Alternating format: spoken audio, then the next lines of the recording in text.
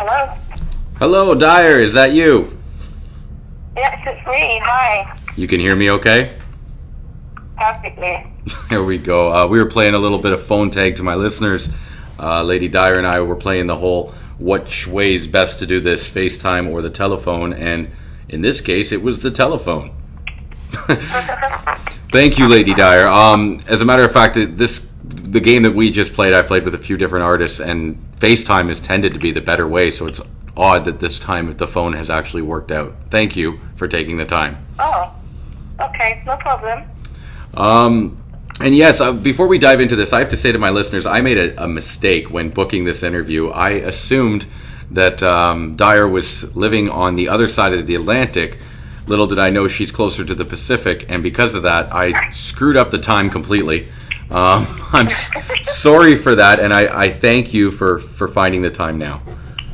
That's okay. I mean, it's always a good time to have a good chat. Thanks. Okay, with that, I have some fun questions before we get into the drum and bass rave type questions. Okay. The first one I want to ask you is, what is your favorite Disney movie? Disney movies? What would bring you to ask a question like that? I'd have to say, and I don't know if it is a Disney movie, but I'm a Mary Poppins fan, and I'd have to stick to it. Well, yeah, and it's definitely a Disney movie. They actually did the Saving Mr. Banks or something with Tom Hanks. It was the story of Walt Disney trying to get the story of Mary Poppins from the original creator. And yeah, it's a great movie. You learn a lot about the story behind Mary Poppins and where it came from. Yeah.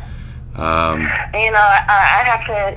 I can't get with the newer movie, so I'll go with that for sure. Mary Poppins. All right, that's a great one. Let me ask you, if you could travel anywhere in the world, where would it be? Okay. Does it have to be one place? Not at all. Okay, I'll go with Goa, Kenya, and Cyprus. Wow. Why those places? Why those places specifically? I don't know if you guys remember, but like back in the day, I guess on Windows it used to have this picture of these islands that were like floating islands, and it used to go with the screensaver. And I just remembered, I wanted to go somewhere like that one day. I looked it up and it was Goa. So I like that idea of floaty islands. And then Kenya, obviously, for the animal safari aspect. And then Cyprus because I'm half Greek and I've never been to Cyprus before. All right, that's an awesome answer then. And if I could say Goa, first of all, let me say about the Windows screensaver thing. My idea of an old school Windows screensaver was pipes. You remember all the pipes that would be built on the screen? Yeah. So, I joking aside, I do know what you're talking about, and I met people from Goa. They have a very exotic look to them. Like, I have a couple friends that are going, and I don't know how to explain it. They have like snake eyes. They have like the tan complexion, the olive skin, but with this amazing eye, like this hazel eye, and because of their skin, it really just, the contrast makes their eyes emulate, and they're not related, but they somewhat look alike, and it's like, you must be going. How did you know that, man? I'm like, your look, it's an exotic look that they have. I love it. That's awesome. Okay, so I was going to ask this as a question, but I kind of learned this the hard way. You are living in California. What brought you out there? Yeah. What made you move to California? The weather, definitely. And for art reasons, the weather again. But mainly, there's a few places in America that one could live at, but the thing is, dealing with the weather can always be a problem, and you end up spending quite a lot more money on resources. So when I wanted to think about long-term stay, I was pretty much sold on California. Especially, in Europe growing up, you always say, come to California. It will be on the television all the time. So I chose California, and I've been happy with the weather here ever since, I'm glad to say. That's awesome. And other people, I should have done a little bit more research before I called you, but have you done any work with grapevines? I know that MCMC's working out there. Have you guys... interesting. I haven't seen MCMC since I got here, which would be 8 years ago. And as far as I know, MCMC is not doing great times over here right now, unless they're restarting it. Yeah. No, I'm very out of touch. That's the thing. So I could be talking about something from 2 decades ago. Hell yeah. I mean, when I first came out here, he was the first person to approach me. And in so many words, his thing was, it's really hard out here. Are you ready for this? And I haven't really seen him play ever since that moment. No way. It's strange. Yeah. It's old school. He's an old school man. I hope honestly, I haven't heard his name on a party in a long time. Yeah, there's reasons for that. The West Coast is pretty political, we'll say that. So, you know, I think bringing grapevines would be a great thing to do at this time, but I just wonder if people want to have those same kind of things that go on in the West Coast as our scene. It's not as easy as it presents itself to be. So I hope that he's doing really well doing other work, and that's awesome, which is pretty much how a lot of the MCs in the West Coast end up. So, you know, that's the future. Well, and the thing people, I think, forget, I don't know if you're familiar with this stat, but there are more people in the state of California than all of our country, all of Canada. I believe it. It's I think it's 36 million to 34 million, the last stat I saw. So you have 2 million more people living in your state than we do in our whole country. And that level of saturation, when you have that many people to pick from, if you will, it has got to be that much harder to be recognized or do something that stands out amongst the rest. Yeah, I agree with you, but then again, all those people are not MCing, just saying. There's a thing in California where it's not an MC-friendly place. So, like, a lot of people come out here to try and get in the lineup because it's a challenge and it feels like you're actually doing something, you know. It's not like people just get on easily and stuff. But, you know, although there's that many people, it's interesting to note there's a short amount of MCs. So I'm interested in that statistic. It's interesting. Okay, let's dive into a couple rave questions here. Can you tell me what your first rave experience was before you became Dyer MC? What was your first experience with rave culture? Well, I have to say Labyrinth. I will pick that because although it wasn't an actual rave, we differ in that respect. At home, you guys call what we do really professionally rave. We call that the weekend. Whoa, let's go. You know what I mean? We have that kind of dynamic at clubs and nightclubs everywhere. And my first one was like Labyrinth, which was, I think it was a Wednesday, and it was with like the Rude FM crew and Origin, as I remember correctly. So it was like being more underground than the Cool FM lot, if I remember. And it was kind of like, you know, a lot of girl MCs got their platform there. It was pretty good. And I don't think it's going anymore. Well, I don't. You say a lot of girl MCs. I honestly, once again, I can claim ignorance on this. You were the only female on the mic I can think of 20 years ago. Who else can you think of? I know. Well, I mean, there are plenty of them. We'll go from ST, Lady MC, Melody, Chickaboo. There was more that I haven't met because I've been here for like over 10 years. And then, you know, we had other scenes like Garage Grime come forward, and there's MCs coming from there, and they cross over to Jungle Drum and Bass. But yeah, it's one of those things that they come, but they don't always stay on because it's a hard thing to stay on. It is, you know, and if you don't get gigs, it's hard to do anything. Well, it's drum and bass has a very strong sound to it. I've always said that some of the best MCs, in my opinion, are the ones with the strongest of voices. GQ, Navigator, even Fats. They're guys that they can command the music because they have such powerful voices, and it's tough. Yeah. And I mean, no sexual. Just I don't want to get called out for being misogynist for saying this, but females have difficulty doing that because you don't have a powerful voice. You have to rely on either singing or being one hell of a rapper. Well, usually you think they don't. It's not that they don't. They're not used to using that form of projection with their voice. They're subtle people. They're subtle types. That's their gender. You know what I mean? And you'll find out a female's got a voice if you do something she doesn't like. So they do have a voice, it's just not used in, I'm telling you, it's just not used in the right way. I've spent my whole life doing that and this. So even in comparison to my Canada days, I'm a lot louder and more pronounced now. But even as you say, then there still weren't that many. I don't know, it's like seemed to be something people would do in hip hop more than electronic music. So, you know, but nowadays they're all over the place. You can find them anywhere. This is true, but you were one that always stood out to me. I first heard you about 20 years ago, I think, and it was the fact that you could command the mic, and I was like, here's a woman on the mic that actually. And once again, I don't want to come off like a dickhead, but it's like female comedians. Once in a while, there's a good one. But for the most part, I don't find them funny. And it's the same thing with female MC. Once in a while, there's a good one. But for the most part, I'm like, nah, man. But you were one that shined. I remember you had given me some instrumentals, acapellas to work with years ago. And I gave them to one of the producers we were working with. And just the way that you attacked the mic, your lyrical content was awesome, but the way that you attacked the mic was like nothing else I'd ever heard. And I think it's time for you to get more acapellas then. I like push out acapellas overnight now. Since then, like, it was harder back then to get that done. Now I've through lack of production, I've got myself set up, and I wouldn't call myself a producer, but I'm a dynamic vocal producer. And it's because of having to, as a girl, try to find ways for people to play your vocals. Well, no, they're not going to really do that. You just have to send them and get acapellas.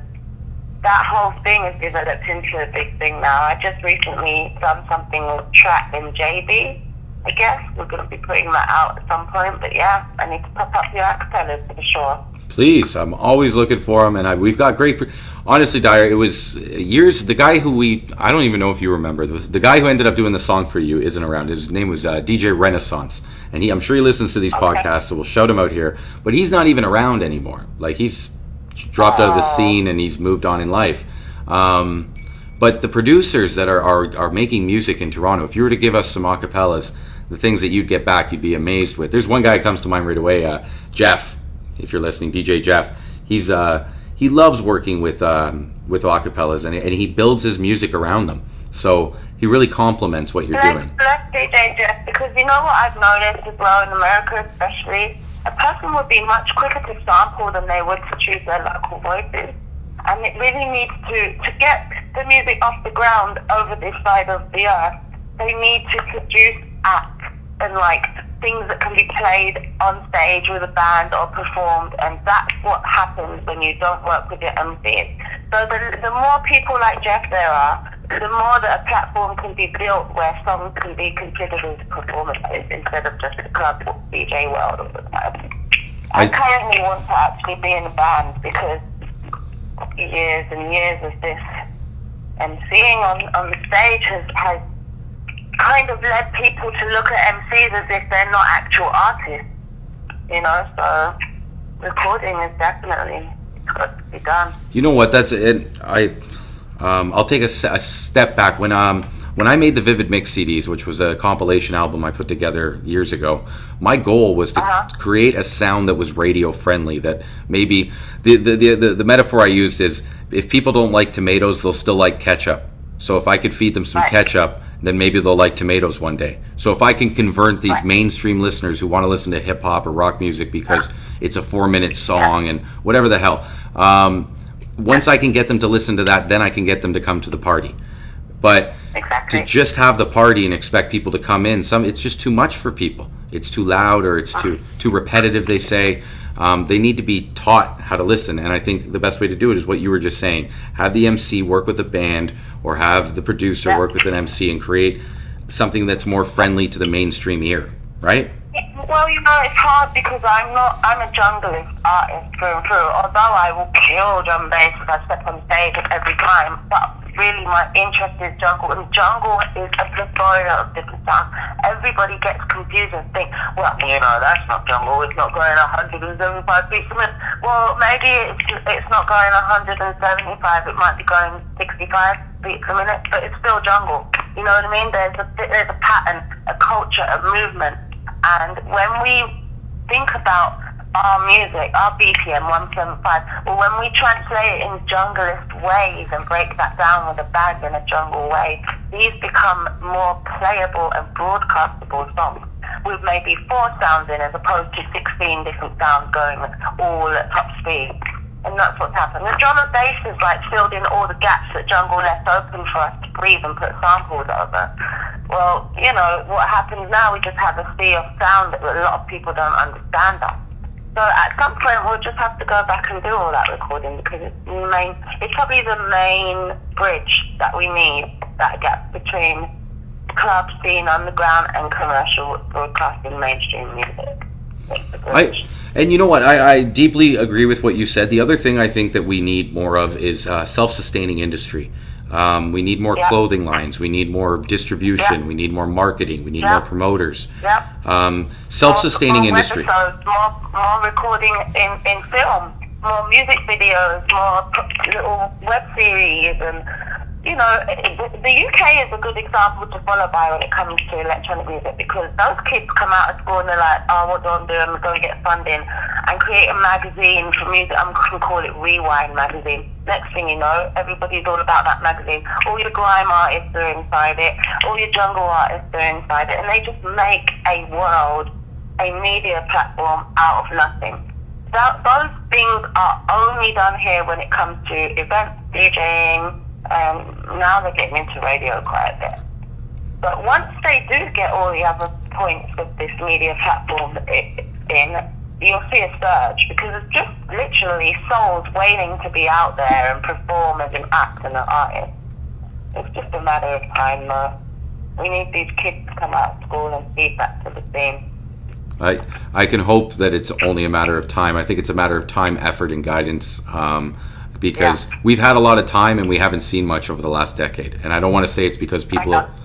Sorry, go ahead. I know, I see that. Oh, yeah, and I was going to... That's why I can't leave either, you know.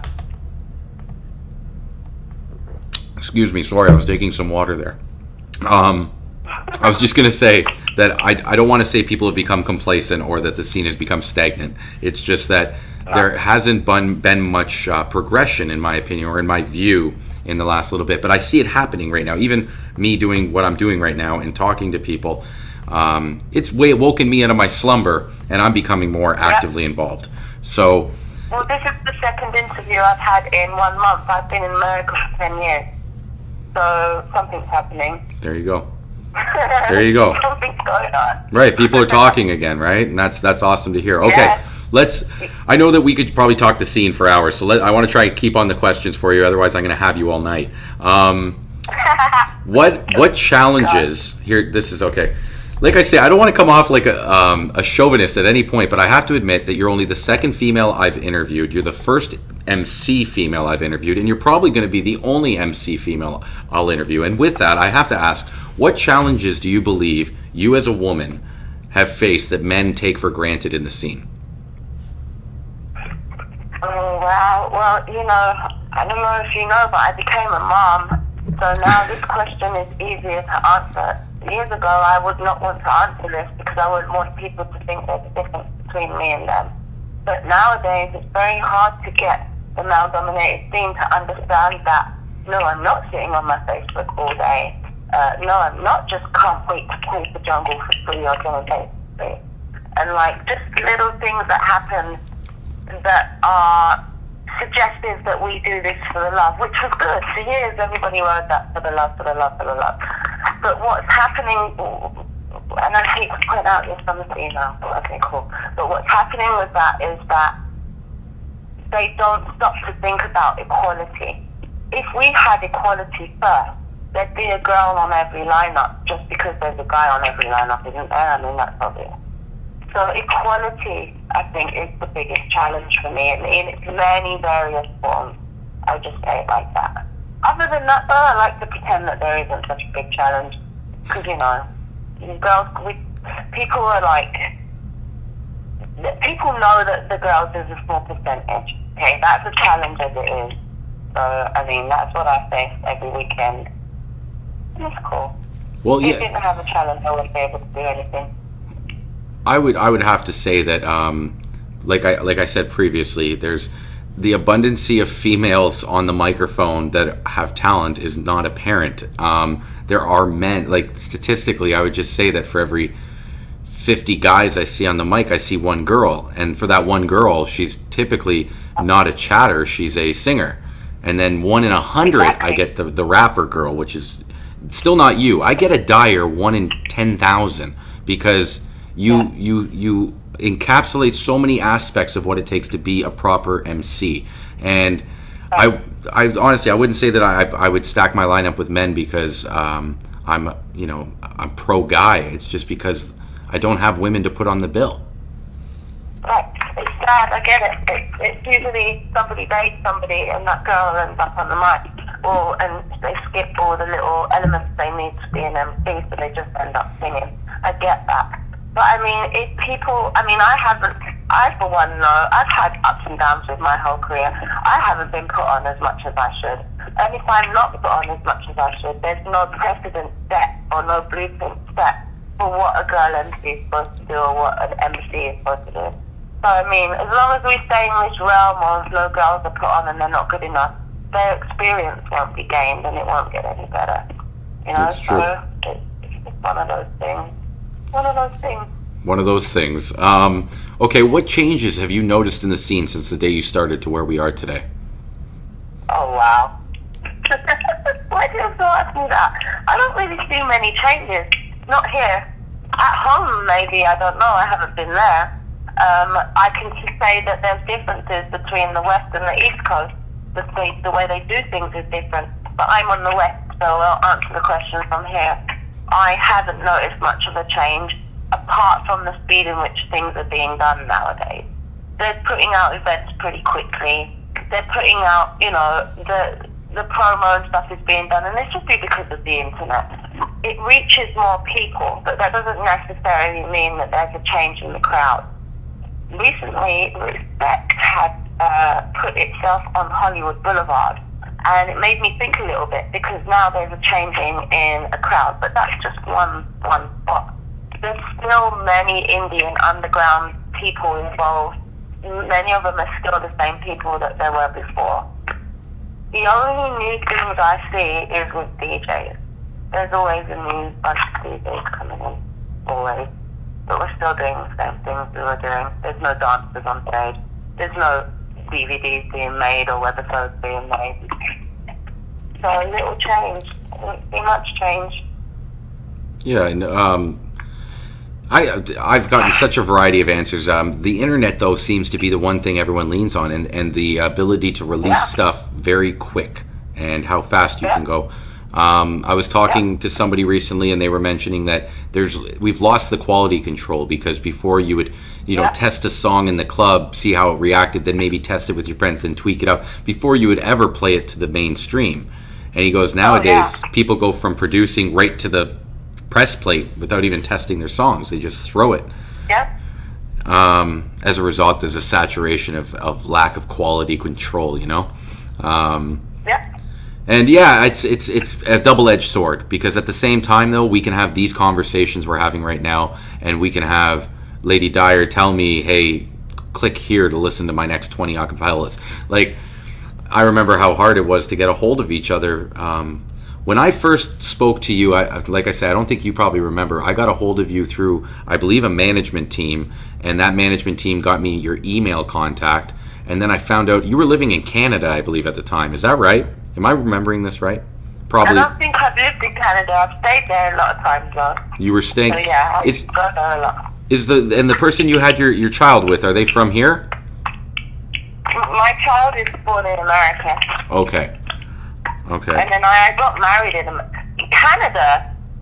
Got me married. That's Staying what it in was. Canada, I met my husband there. And that's when. So that's when I first spoke to you. How long ago was that when you met your husband? Well, I was like 26, and I don't know when. I think I met him like at a gig in Canada when I was probably like 18, 19. I was with I was with Knowledge and Wisdom. Was it a Big Bud party? Yeah, I think it was. So that's when I first met you. You were married. Yeah.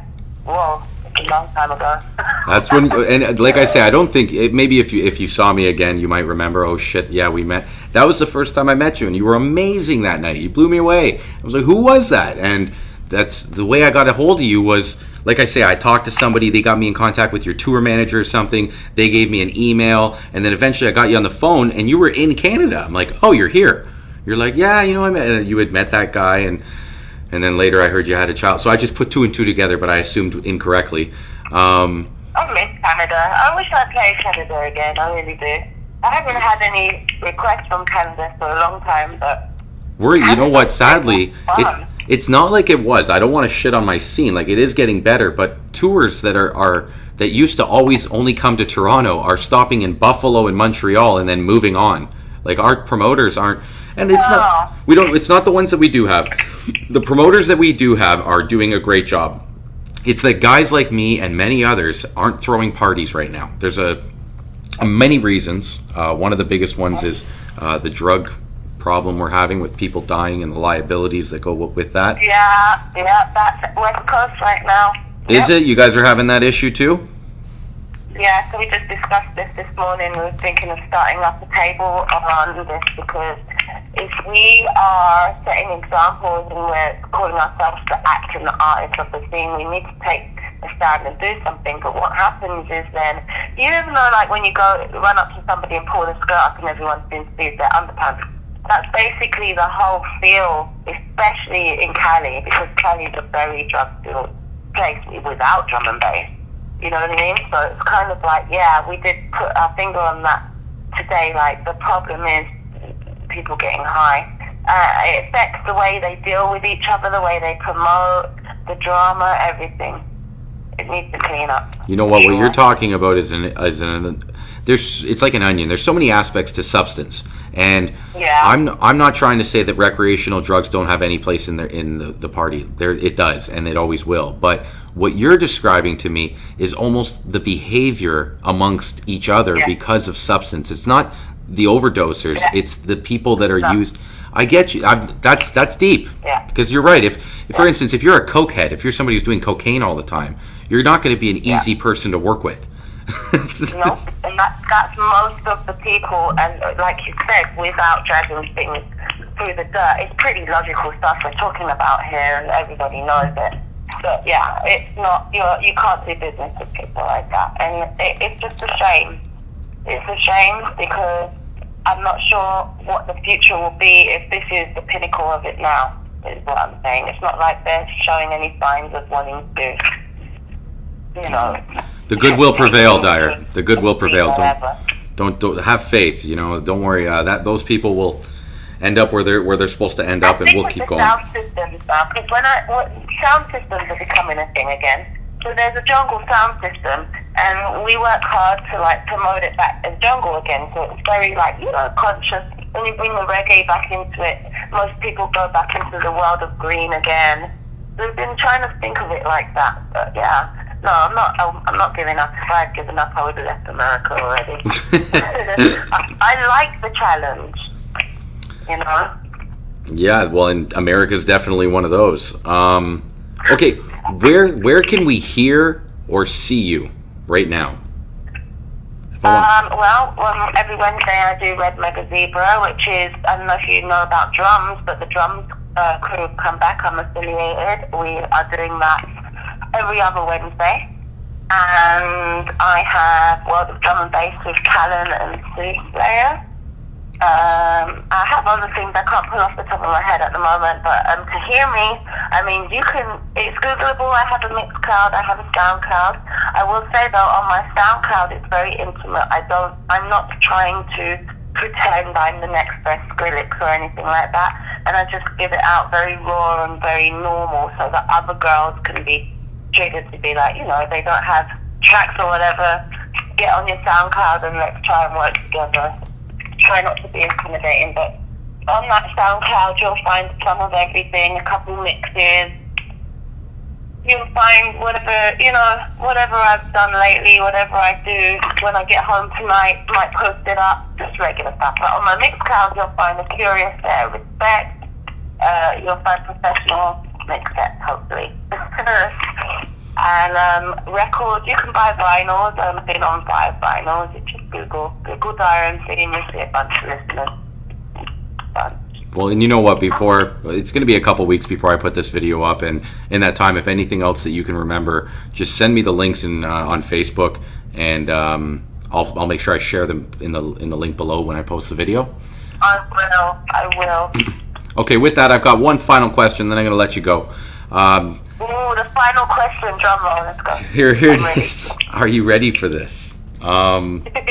If you could put 5 items into a vault that would encapsulate our rave culture, what would those 5 items be?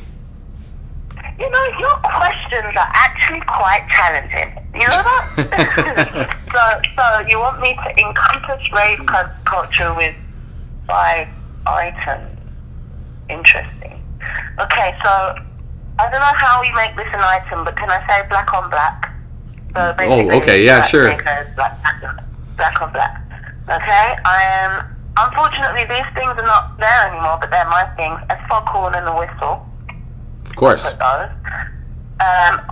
Water is center, so I'll put that as number 3. H2O, water. Baby. Gotta love it. H2O.